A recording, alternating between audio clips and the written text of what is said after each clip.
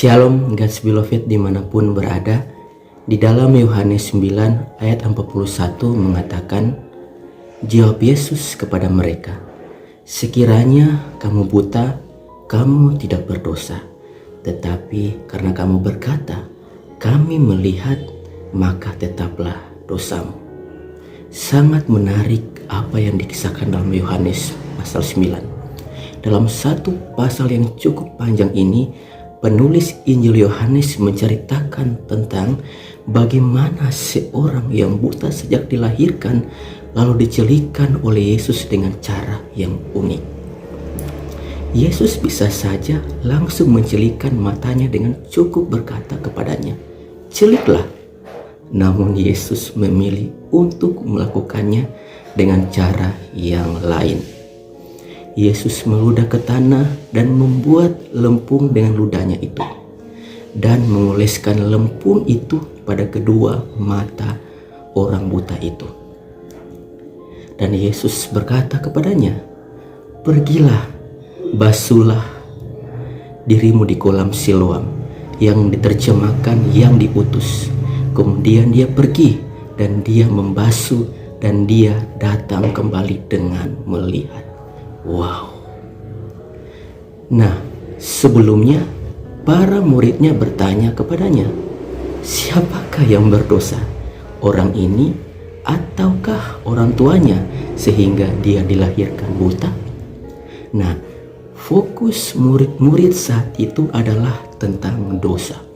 Namun Yesus menjawab, bukan orang ini atau orang tuanya berdosa, tetapi supaya pekerjaan-pekerjaan Allah dapat dinyatakan di dalam dia. Nah, fokus Yesus bukanlah dosa, melainkan pekerjaan-pekerjaan Allah yang dinyatakan di dalam diri orang berdosa. Yesus tidak tertarik dengan dosa, tetapi dia berfokus kepada pekerjaan Bapa yang telah mengutusnya. Yesuslah Siloam yang diutus itu. Amin. Namun kisahnya tidak berhenti sampai di situ, saudara. Orang-orang di sekitarnya mengenali orang-orang yang tadinya buta itu. Mereka bertanya kepada orang buta tersebut, bagaimana kedua matanya dicelikan? Itu terjadi karena si orang yang dipanggil Yesus. Jawabnya, nah sepertinya orang yang tadinya buta itu belum pernah mengetahui siapakah Yesus itu. Nah, masalah baru dimulai. Mereka membawa orang yang tadinya buta itu kepada orang Farisi.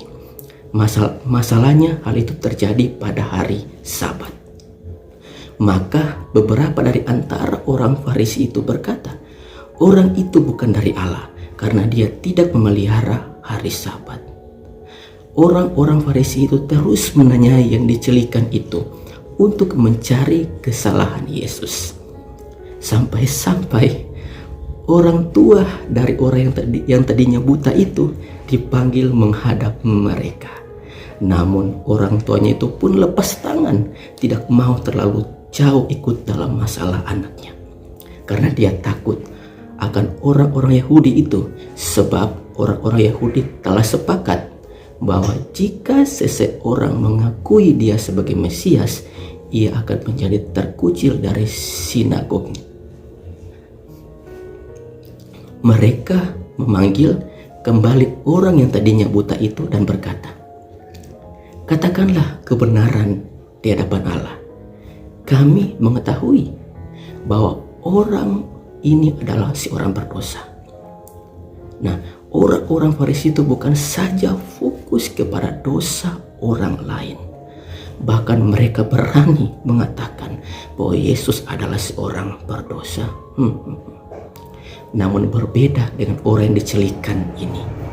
Dia telah menerima kasih karunia-Nya sehingga dia bisa berkata kepada orang-orang Farisi itu, jika orang ini bukan dari Allah, dia tidak dapat melakukan apapun. Namun tetap saja orang-orang Farisi itu fokus. Namun tetap saja orang-orang Farisi itu fokus kepada dosa. Mereka menjawab dan berkata kepadanya, engkau dilahirkan sepenuhnya dalam dosa, dan engkau sedang mengajari kami. Nah, di ayat 39 Yesus berkata sangat keras kepada orang-orang Farisi ini. Aku datang ke dunia ini untuk menghakimi, agar mereka yang tidak melihat dapat melihat, dan mereka yang melihat menjadi buta. Nah, orang-orang Farisi itu berkata kepadanya, apakah kami juga buta? Yesus menjawab, jika kamu buta, kamu tidak terus berada dalam dosa. Namun sekarang kamu berkata, kami melihat, maka dosamu tetap tinggal. Apakah Yesus bermaksud tentang melihat dan buta secara fisik? Bukan, saudara. Ini tentang fokus apa yang kita lihat. Mereka yang berfokus melihat dosa, baik dosa sendiri maupun dosa orang lain, akan buta terhadap Yesus dan kasih karunia-Nya. Dengarkan baik-baik, saudara. Mereka yang buta tidak berfokus kepada dosa, mereka akan melihat Yesus dan kasih karunia-Nya. Saudaraku yang paling dikasih Tuhan, fokuslah kepada Yesus, bukan kepada dosa. Fokuslah kepada apa yang sudah Tuhan Yesus kerjakan di atas kayu salib. Bahwa saudara dan saya sudah dibenarkan, dikuduskan satu kali untuk selama-lamanya oleh pekerjaan Tuhan Yesus Kristus. Amin.